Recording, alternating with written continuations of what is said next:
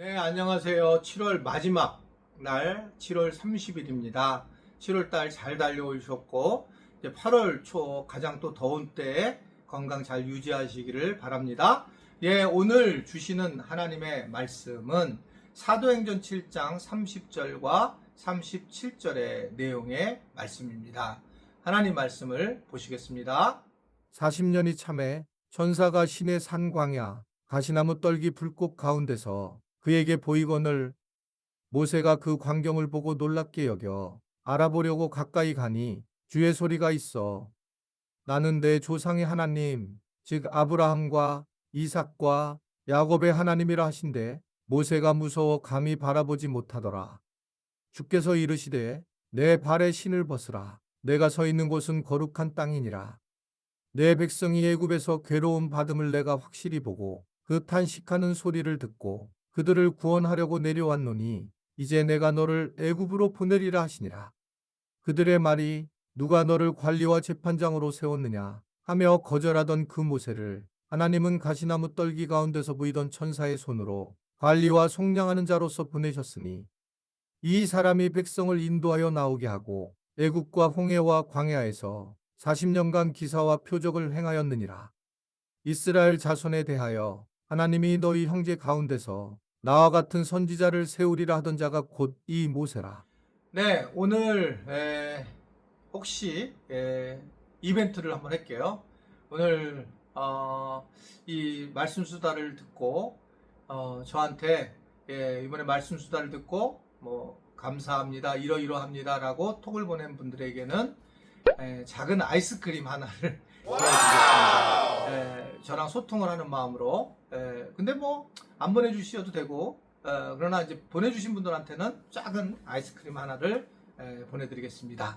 자, 오늘 말씀에서 다시 이제 스데반이 모세에 관한 설교를 세 번째 하게 되는데, 또 이제 40년이 찼다는 거예요. 모세가 미디안 광야로 가고 난 다음에.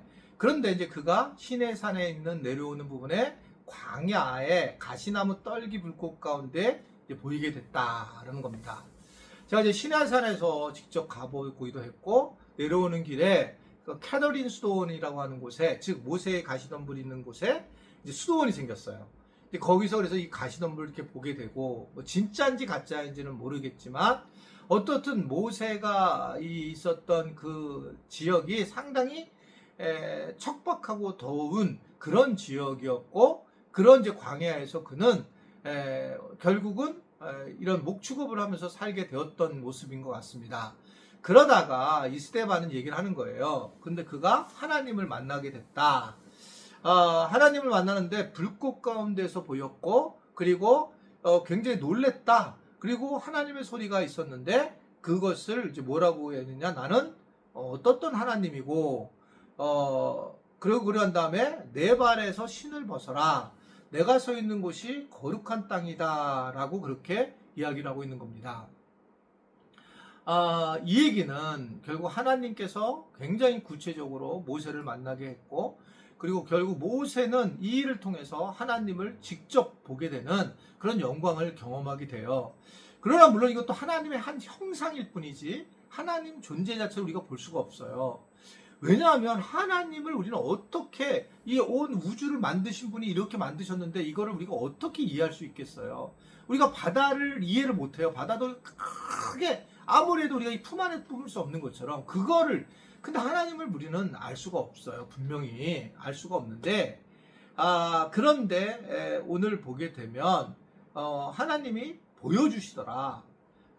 불꽃으로 보여주시고 말씀으로 얘기하더라라는 겁니다. 그래서 내가 늘 이제 얘기하는 게 있어요. 계시, 즉 하나님이 보여주신 만큼 우리는 아는 거다. 그러니까 내가 하나님을 내가 만나고 싶어 할 때 만날 수가 없어요, 사실은요.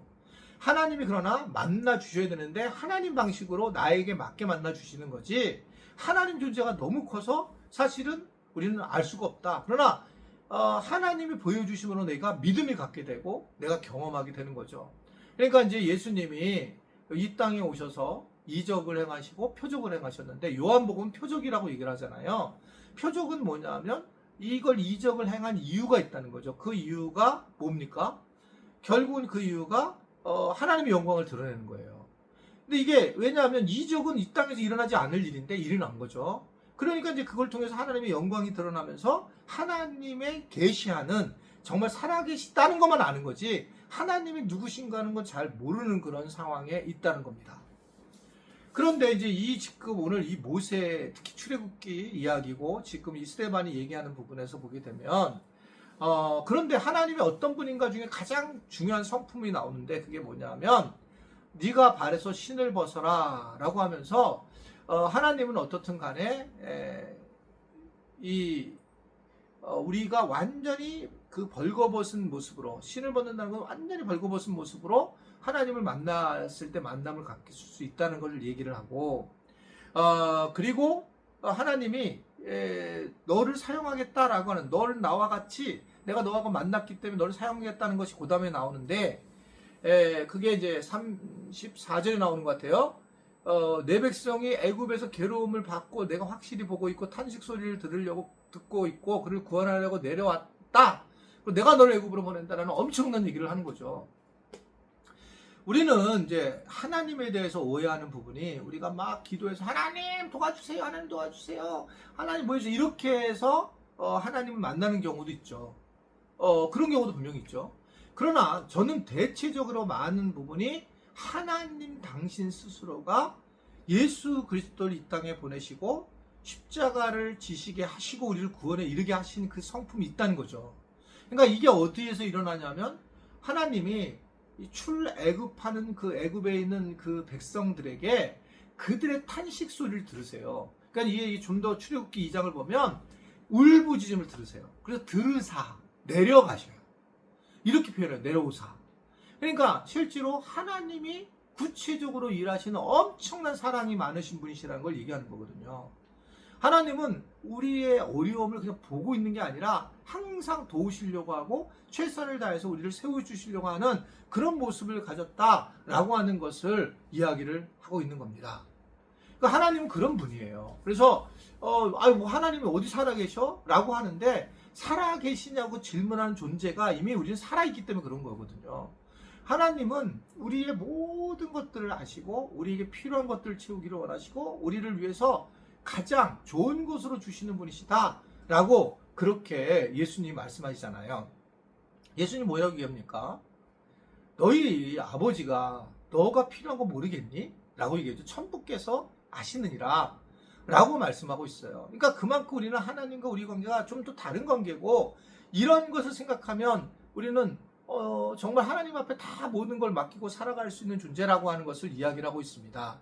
그러면서 결국은 이 모세를 사역자로 세우는 그런 모습을 보이게 되고 그리고 결국 내가 세웠다 너를 이렇게 얘기를 하고 있는 겁니다. 그래서 내가 너에게 표적도 행하게 되었다.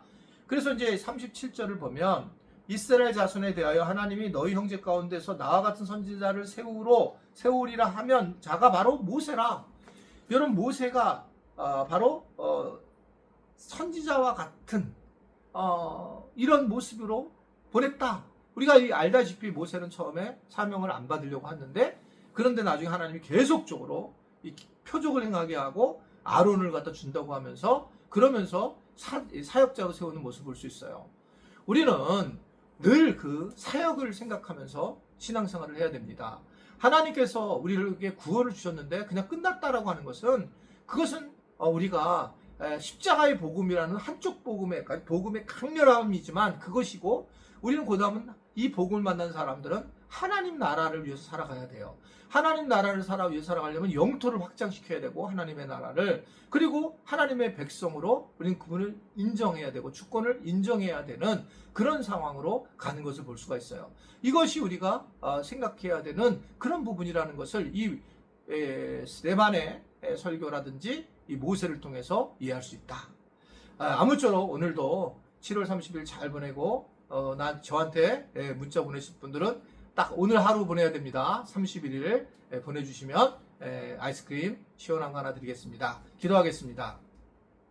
하나님 아버지 오늘도 주님 안에서 평강을 누리게 하시고 또 행복을 누리는 그런 귀한 시간 되도록 도와주시기를 원합니다. 내일 모레 또 우리가 주일을 만나게 되겠지만 멀리 있는 분들 많을 겁니다. 건강 유의하게 주님이 보호하여 주옵소서. 예수님의 이름으로 기도드리옵나이다. 아멘.